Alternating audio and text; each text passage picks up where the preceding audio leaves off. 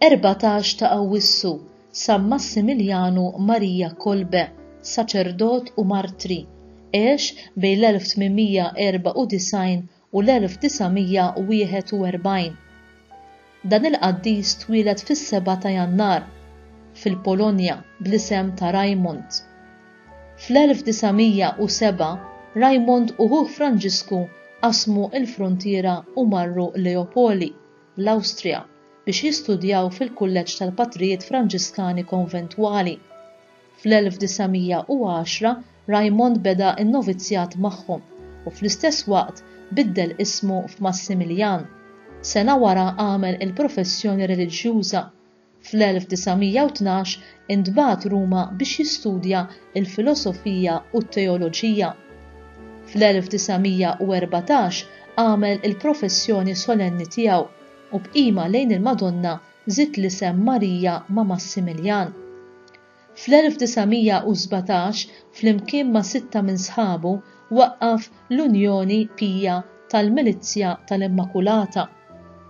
Fit-28 ta' April tas-sena 1918 ġie ordnat saċerdot u sena wara malli ħa il-lawrja fit-teoloġija telaq lejn Krakow fil-Polonja. Hawn huwa beda il-Milizzja tal-Immakulata u fl-1922 beda joħroġ rivista Il-Kavallier tal-Immakulata u wara rivista oħra għat-tfal, Il-Kavallier Xkejken. Fl-1930 flimkien ma' 4 reliġjużi oħra mar il-Ġappun f'Nagasaki.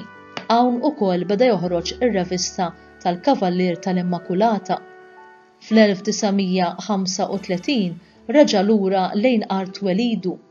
Fl-1939 faqqat it-tieni gwerra dinjija u l-Armata Ġermaniża ma damitx ma qabżet il-fruntiera u daħlet fil-Polonja. Fi 17 ta' Frar tas-sena 1941 ġie arrestat u fit-28 ta' Mejju ħaduh fil-kamp tal-konċentrament ta' Auschwitz fejn fl-ifran tiegħu ġew maħruqin fuq il-5 miljun ruħ. Hawnhekk Patri Kolbe sar numru 16,670. F'Lulju intbagħat fil-kamp tal-invalidi.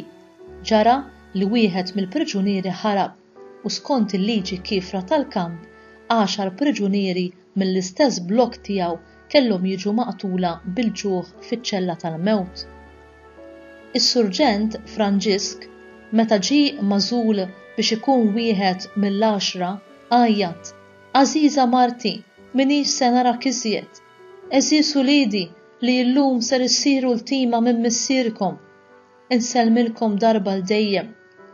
Għal dan il-kliem Patri Kolbe ħareġ mill-linja tiegħu, neħħa l-beritta minn rasu, mar quddiem il-kmandant u waqt li wera bidejh lis-surġent qallu: "Jien saċerdot Kattoliku mill-Polonja. Jiena xieħ, għalhekk irrid nieħu postu għax hu għandu il-mara u t-tfal." Patri Kolbe u t-9 l-oħra ġew imneżżajn minn ħwejjiġhom u mitfuwajn f'banker biex imutu bla ikel u bla xorb. Wara ġimagħtej 6 kienu mietu, 3 kienu mitlufin minn sensihom u Patri Kolbe biss kien għadu ħaj u f'sensih. Temmewlu ħajtu b'injazzjoni tal-valenu. Dakinhar kien l-14 ta' Awwissu tas-sena 1941.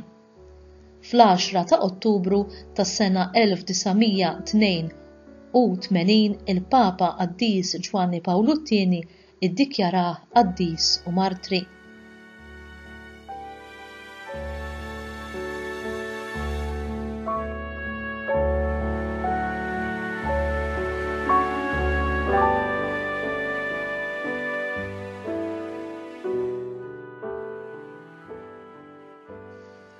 F'sitwazzjoni ta' dbatija kbira, l-għajta tas-surġent turina l-imħabba li kellu lejn martu u lejn uliedu li ma xtaqx iħallu jom mingħajru.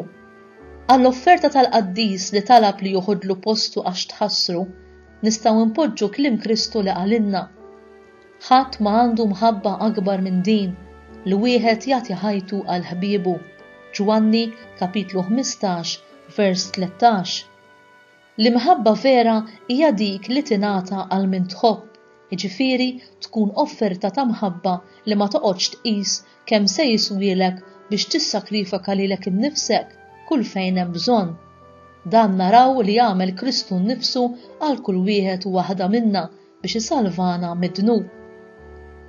Fejn aħna fl-imħabba tagħna lejn l-oħrajn, mod speċjali lejn dawk li huma tant qrib tagħna? Kemm qed inġibuhom qabilna u nibqgħu nħobbuhom anki jekk dan mhux dejjem faċli u komdu għalina u jitlob minna sagrifiċċji u offerta tagħna nfusna. Ejjew niftakru li Ġesu ikkmandana ħobbu lil xulxin bħalma ħabbejtkom jien. Ġwanni kapitlu 13 vers 34 u nafu kif ħabna Ġesu. Żgur li d-devozzjoni li kolbe kellu lejn Verġni Marija waslitu biex jagħtina eżempju mill-isbaħ ta' din it-tip ta' mħabba li tingħata. Marija wkoll tibqa' tingħata għas-servizz tagħna kull meta induru lejha. Imma x'tip ta' qima tistenna minn għandna din l-om tagħna tas-sema? Forsi trid il-briju u l-piki tal-festi fil-jum iddedikat lila?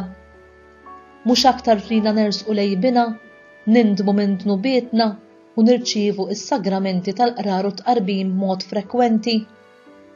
Mhux li nimitaw il-virtujiet tagħha, mod speċjali dak tal-umiltà u d-dispożizzjoni tagħha li tisma' l-kelma ta' Alla u twettaqa? Kemm qed nagħtu widen għall-kelma t'Alla fil-Bibja? Mhux li ngħixu ħajja ta' talb bħala u li naqdu magħha bit-talba tant tal-qalba tar-Rużarju? Kemm qed nixbħu lil-omna li tiddi bil-barkiet għax kienet lesta li tħobb lil Alla akkost ta' kull sagrifiċċju u tbatija personali li waslita sal-Kalvarju. Illum tinsab glorjuża kif ser niċċelebraw għada għax ħadet il-premju li stħaqilha. Il-qima vera li tixtieq minn għandna hija prinċipalment dik li bħala ngħixu dak li Alla ikkmandana.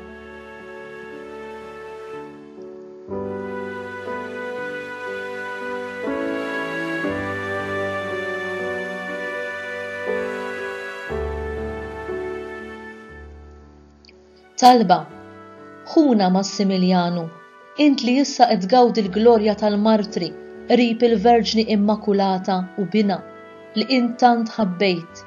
Enni biex fuq it-talim u l-eżempju tiegħek jien ukoll nipprattika bla ma naqta' qalbi l-imħabba tiegħi lejn Alla u lejn kulħadd bla riservi. Amen.